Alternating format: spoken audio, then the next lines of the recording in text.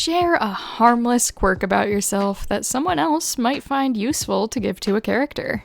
Because truth is stranger than fiction, there are no completely normal people, etc. My tongue isn't pierced, but every dentist I've ever had has assumed that it is. Credit to Reddit user Tumen the Elemist for starting this thread on the writing subreddit.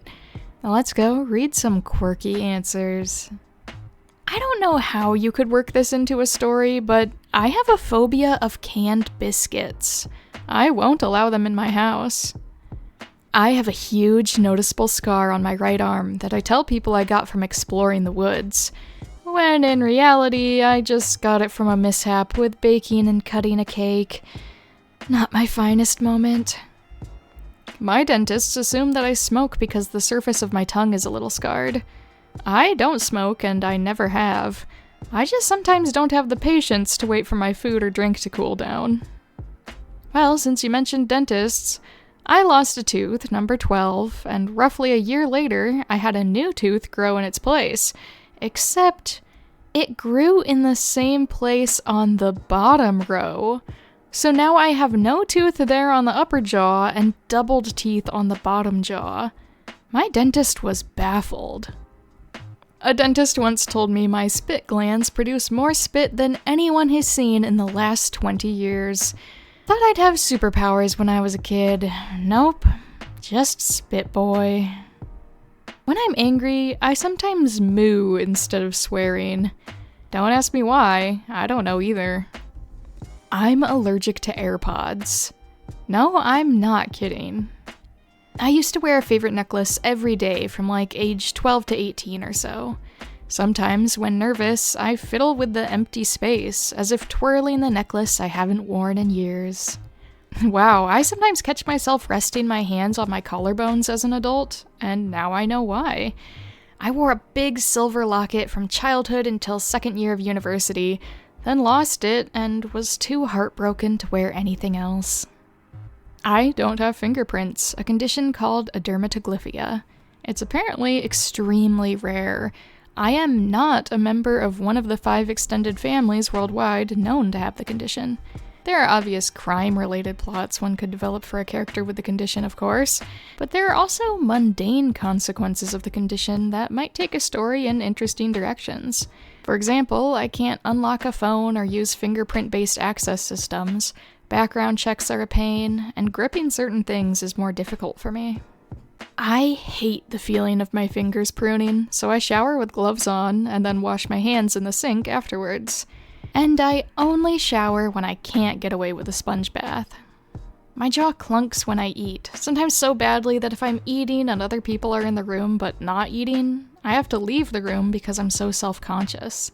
I have the same thing. Mine is from hypermobility, and it's an audible click when I bite down. I can make a quieter click when I wiggle my jaw side to side as well. I eat pizza backwards, starting from the crust, because I was always heckled as a child for leaving pizza crusts, but I think they are too dry and not as good as the rest of the pizza, and they basically ruin the end taste of the pizza. So I eat them first to get it out of the way so I can actually enjoy the rest of the pizza afterwards. If someone says something that startles me enough, I turn in a full circle. It is not a voluntary reaction, just something silly that happens. Whenever I sneeze, it's almost always 7 sneezes. Yes, specifically 7. Sometimes 5, but never less than that, and never 6.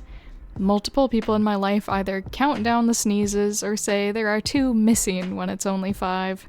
It's a family thing. My grandfather, my mom, my brother, my aunt, we all do this. I'm a huge fan of rodents. If I'm walking at night, I always look for mice and rats scampering around. I get as excited to see a rat as other people do about normal or more respectable wildlife. I have birds, cockatiels, so tiny parrots that don't say words but imitate every sound they hear. And they expect an imitation back, because not doing so would be rude.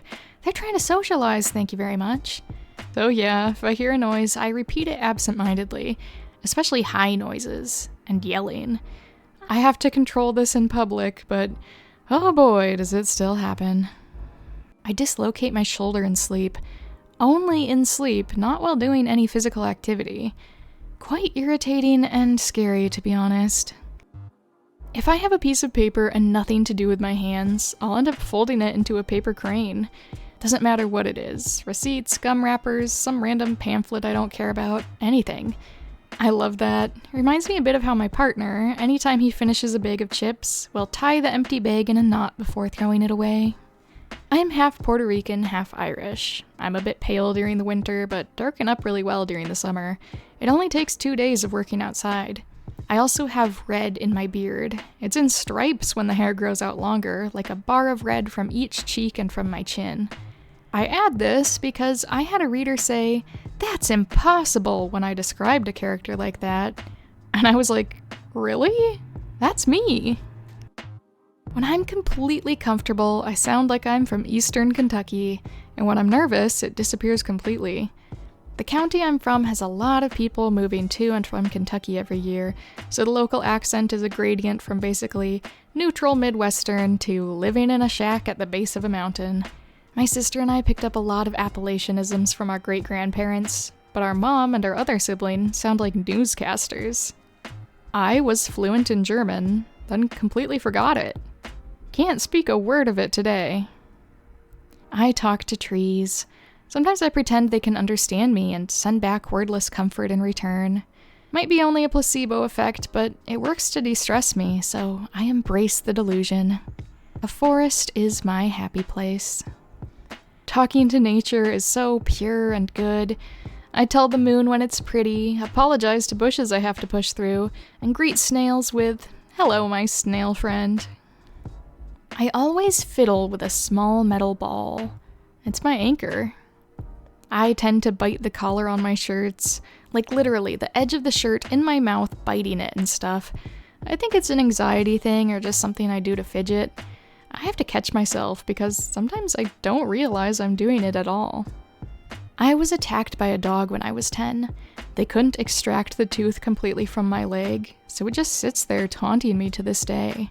The skin grew over it, wonky, hairless, and a completely different texture from the other skin around it. My pupils are slightly different sizes because I ran into a doorknob as a child. The whites of my eyes around the iris are bluish. Some people have noticed it before. Not sure if that's normal or weird. One of my ears is higher than the other. You can't tell, but it makes my glasses slightly crooked. It's kinda cute, not gonna lie. I have the hitchhiker's thumb, but particularly hyper-flexible ones. We're talking a full 90 degrees backwards. I'm practically jump-scaring people whenever I give them a thumbs up because it literally looks like my thumbs are broken or something. I had to have my canine teeth elongated for medical reasons. I also had a receptionist ask if I had died after measuring my temperature back in the pandemic times. I can't truthfully say I don't bite because I fended off a robber by biting him. Contrary to popular belief, I'm not a vampire. I'm kind of obsessed with baking soda. I started using it to brush my teeth, which they say you shouldn't do too often because it can wear down your enamel, but I started craving its salty grittiness throughout the day. I take a spoonful or just dump it straight from the box into my mouth and just kind of chew on it for a while.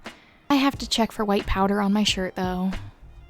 I have albinism, which means I stay out of the sun or protect myself from it, but also means my eyesight can never be 20/20 because melanin is required for the optic system to fully develop in utero. When you see albinos shooting and driving in fiction, that writer didn't do any research whatsoever. And yet, in my dreams, I can drive and fly, because why not, I guess? You know resting bitch face? I have resting morning face. Big dark eyes that turn down at the outer corners, crazy natural eye bags, and the tendency to furrow my brows and lightly purse my lips when I'm spacing out. People gently ask me how I'm doing a lot. Toddlers and younger children just stare at my face. Don't know why, doesn't matter how much I am around them, who they are, or what they're doing. The moment they see my face, they stop, go completely still, and just stare at me until someone else actively tries to get their attention. I can walk past a baby that is full-blown meltdown crying, They see me and just completely stop and begin staring at me. The moment I get a distance away, they go right back to crying. I have automatonophobia, a deep and abiding fear of anything that looks human but isn't. Mannequins, animatronics, wax figures. My brain knows something is wrong, and I just get this deep sense of panic if I stay in the room with one too long. I have nystagmus. My eyes are always moving around. That generally freaks people out, but most folks are too polite to comment. They just squirm. I have a vein in my right eye under the eyelid that coincidentally looks a lot like my signature. I didn't discover it until I was in my late 20s and started using eye drops. My daughter and I both have matching moles. Same side of our body, same large size, etc. Neither of my parents have it, nor does anyone else in my family. I was surprised when my daughter was born with it. I hadn't even considered it a possibility. It's very sweet to me and has made me more accepting of something that was a source of insecurity for so long. My head is so full of thoughts that it sometimes feels like it's overflowing, and I briefly hum a tune out loud as relief. I have ADHD. A technique I learned a long time ago is to talk out loud to myself to maintain a train of thought. It's not loud, it's literally just moving my lips or speaking above a whisper. I narrate my own life out loud when no one's around, like a budget audiobook with terrible pacing.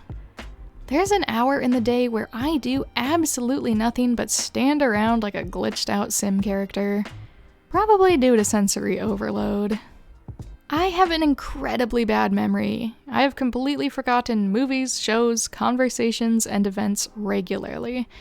However, I can retain incredibly random things, like phone numbers of friends and family I barely use, car license plates, and those auto-generated Google passwords full of jumbled letters and numbers. I also enjoy soup more than the average person. Like, more than you think. To the point where many friends and family who have stayed with me have begged me to eat anything else that's solid. I intentionally wear mix-match socks. I think it brings me good luck. And I don't even believe in luck. When I was younger, my mom went through my drawers and matched all my socks, and I spent forever unmatching them and rematching them with others. And I name all of my plants. They all have personalities and backstories and interpersonal dynamics with each other. For example, my ponytail palm is like a war-torn veteran named Eugene. He got root rot once. My bad, I didn't realize he was basically a cactus. But I saved him, so now he feels like he has survived Vietnam or something. He's like a mentor to my air plant named Kevin. Kevin has anxiety, and he's a redhead, but I digress. So, my lovely Tonka Joey viewers, tell me, what's your own personal quirk you have that you think would be a fun trait to see in a fictional character? A habit of yours, a unique part of your anatomy. What's something you think another viewer should steal from you and put on a character, so maybe one day you'll see that and think, "Ow, that's just like me. That's awesome." Or I could also ask, what's the most interesting quirk you've given a character? Not one that you yourself necessarily have, but one you just decided to give someone in your fictional stories, for your original characters, or just adding a quirk onto a character in a fan fiction, a little habit in the way they speak or dress. You know, the options are endless, so if you have anything interesting to share, I'd love to hear it. And I'm sure everyone else watching would love to hear it too. And before I go, I'd like to thank my Patreon members, my Little Ruse, Nebulatic Vexen, Donka42, John Huang, Laser Scorpio, Mintara, Somnophobic Danny, Savage Otters, Falsey, Terabyte AIX, Kestrel, Dragonborn Canid, Angie Under, Marpsk, Wendigo, and Yellow Mochi Cat. Thank you so much for extra support on Patreon. It means the world to me. I hope you guys are doing well. Thanks for being so kind to me. And, just keep on being awesome. Keep on being your quirky selves. There's no one quite like you. And that's a good thing. I love your uniqueness. And thank you to my Mini Ruse, my YouTube channel members, Foxstar Killer, Rainy Cant, Alyssa North 24, Siggy, Those Midnight Daydreams, Maiku Chiha, and Moonlight. Thank you so much for your extra support. I'm so glad to have you be a part of my YouTube channel. I wish all the same lovely things for you. Hope you guys are doing well. If not, I hope things get better. Give your little quirky self a hug today, because you deserve some love. And thank you all once again. Thank you to everyone else for watching. I hope you guys have an awesome day, and I'll see you in the next video. Bye-bye.